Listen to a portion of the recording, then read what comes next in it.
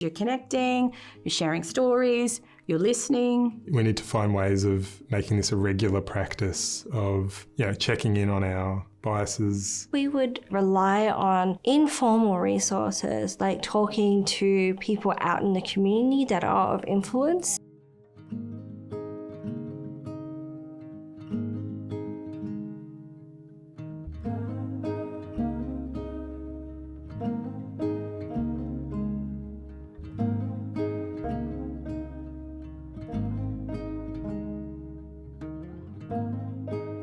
The workforce in our sector brings with it its own uniqueness, responsibilities and trauma. So if I was to give a bit of advice, it would be to be well aware of your own values and beliefs, first and foremost. Reflect on your own life, and if there's been any trauma in that life, that you are aware of that you understand what that is, and that you can do the work in such a way that you're not negatively influencing others. But more importantly, the positive influence you have on others in this space is what we want. And the training that we deliver is always centred around the well-being of the employees. Reflexive practice, so understanding the selves, our own triggers, and taking care of ourselves as well as our clients at the same time. There's a vulnerability that will always be there in this work. And so making sure you also work with people who you can talk that out with. Thinking about and talking about what makes you feel uncomfortable, what makes me feel uncomfortable, what kind of signs can we say, hands up, this is what I need. You do need to go with your gut feeling sometimes, but it's very hard to sort of differentiate between your gut feeling and what is an unconscious bias. Because it is an active journey to unravel and undo and unlearn some of those things that you've been brought up with. I think a really important thing that men can do is that we need to find ways of making this a regular practice of, checking in on our biases. But also find that connection to self and connection to country when you're away from the work. I'm not talking about connection to country from an Aboriginal perspective. I'm talking from a human-centred perspective, that you know how to de-stress, that you know how to look after yourself, because we need you in this space. I always used to do a meditation. That's just a way for me to centre and ground myself before I go into a 2-hour conversation about very confronting things. And I do the things that are good for me, spending time in nature, making sure I take time off, and having breaks and keeping myself nourished, trying to eat healthy, try to exercise.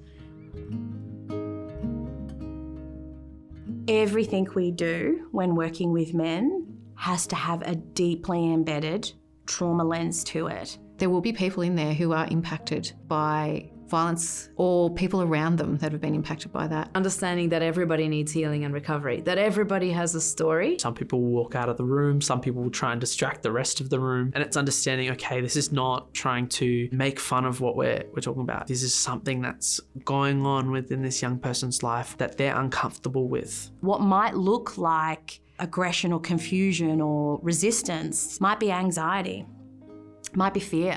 Often men would say to me, I'm thinking about the man box and I can actually see myself in that. And for them, that can be quite confronting. In working with migrant and refugee populations, their journey to settlement has been quite conflicted with many challenges.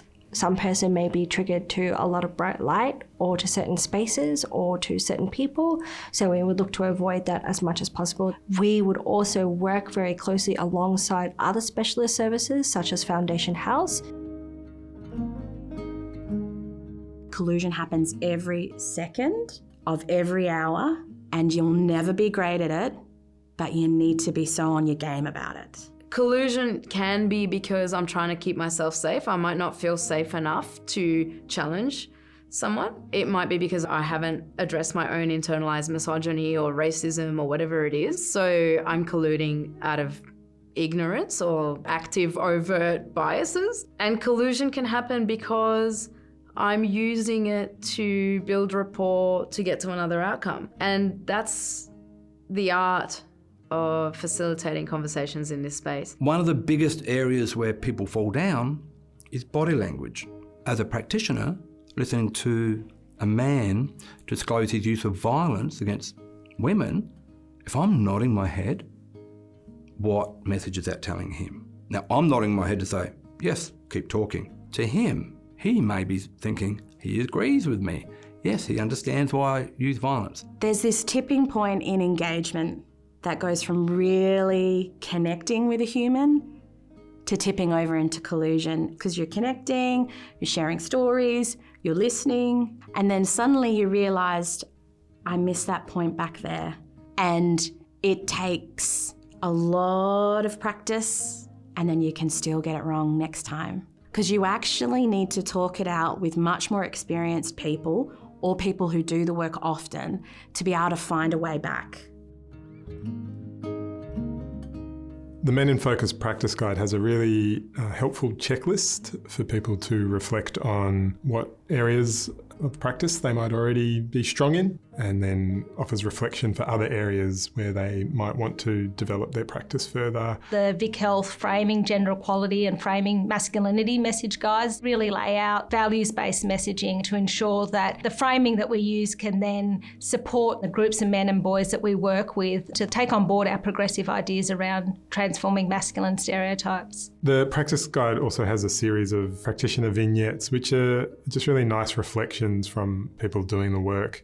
And people really enjoy hearing from other people because there's quite a few shared struggles, and hearing about that from other practitioners can be really validating, but it can also sometimes offer some helpful tips and helpful strategies. Some of the work that's being done by Jesuit Social Services around the man box to explain masculine behaviours. And actually, I think we would rely on informal resources like talking to people out in the community that are of influence. We provide resources for both trans women and trans feminine people, and for cis men and their friends and families, that's focus on speaking to the things that they really value, that they're really connected to. The work that Rainbow Health has done in this area is really important through their work Pride and Prevention, which is a suite of resources. But in particular, their evidence review really sets up what drives violence against LGBTIQA+ people. The Working Together with Men model gives some really great tips around how to maintain accountability to women. Just watching other people can teach you so much.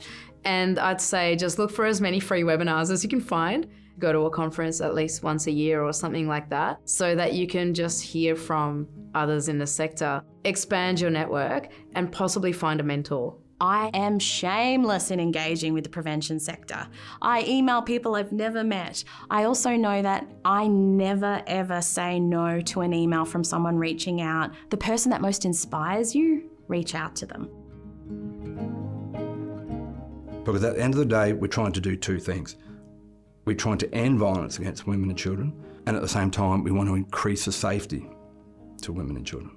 So you have to know what you're doing. You have to be a good practitioner. You have to be well trained. You have to be well supported. But also at the heart of it is be really excited to go do this work. You get to sit there and unfold with people and transform with people. So there's also a lot of excitement there.